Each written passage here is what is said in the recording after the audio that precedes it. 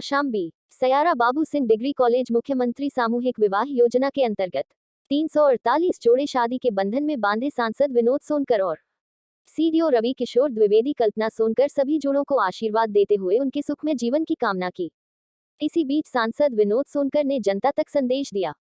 शादी में लोग जाके अपने को गौरव महसूस करते हैं, लेकिन जिस प्रकार से समाज के गरीब बेटी की शादी में आप उपस्थित हुए हैं और उपस्थित होके इस नवदंपत्ति जीवन के लिए जिन्होंने जीवन प्रारंभ किया है, उन सभी को जो आपने आशीर्वाद देने का काम किया, जिसके कारण उनके मन से हीनता भी जाएगी और उनके मन में भी उत्साह का संचार होगा और साथ ही साथ उनको इस बात का भी भाव होगा कि मैं कोई समाज की बेटी हूं। गरीब जरूर हूं, लेकिन पूरा समाज, पूरा परिवार आज जिस तरह से मेरे साथ खड़ा है, निश्चित रूप से वो भी अपने को सौभाग्यशाली मानेंगे। निश्चित रूप से आप इसके लिए बधाई के पात्र हैं। मैं धन्यवाद करना चाहता हूं मीडिया के साथियों को भी,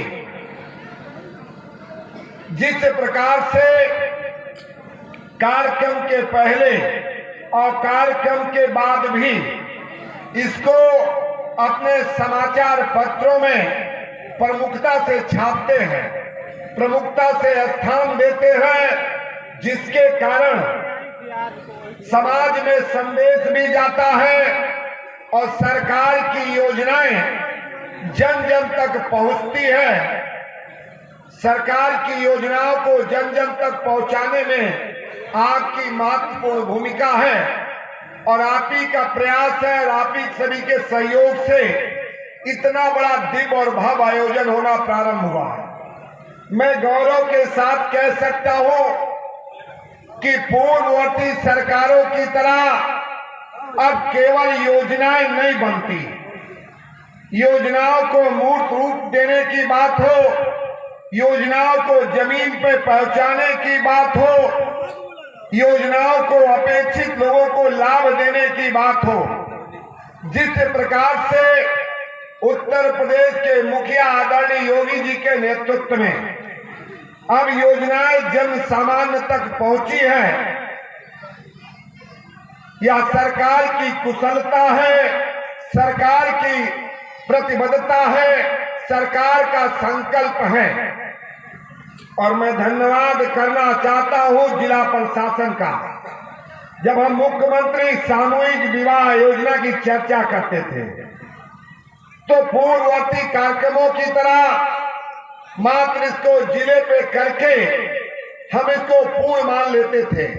मेरे एक छोटे से आग्रह पे मेरे सुझाव को स्वीकार करते हुए जिला प्रशासन के द्वारा जिस प्रकार से इस जिले मुख्यमंत्री सामूहिक विवाह योजना का कार्यक्रम जिला मुख्यालय से निकाल के अब पूरे जनपद में लगातार कराया जा रहा है, उसके लिए मैं बधाई देना चाहता हूं, उनका अभिनंदन करना चाहता हूं। आज मैं गौरव के साथ कह सकता हूं, जब मैंने इसकी शुरुआत की तो पहला सामूहिक विवाह कौशाम्बी महोत्सव के अवसर पर सिरातू विधानसभा के फसैया के मैदान पर आयोजित हुआ। उसके उपरांत चायल विधानसभा के मेहता डिग्री कॉलेज में, उसके उपरांत मंझनपुर तहसील के पश्चिम सरीरा के दंगल मैदान में आयोजित हुआ। उसके उपरांत पुनः चायल तहसील के तिलगोड़ी के स्टेडियम में दिव्य और भव्य आयोजन हुआ है।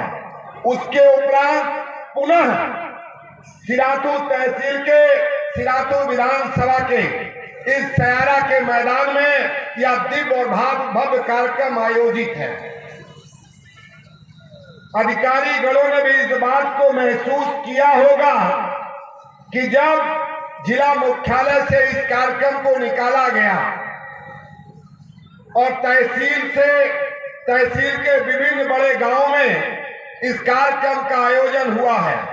उसके कारण समाज में इसको लेके जागरूकता भी आई है, समाज में इसको लेके उत्साह भी आया है और लगातार सामूहिक विवाह योजना में लोगों की रुचि बढ़ी है।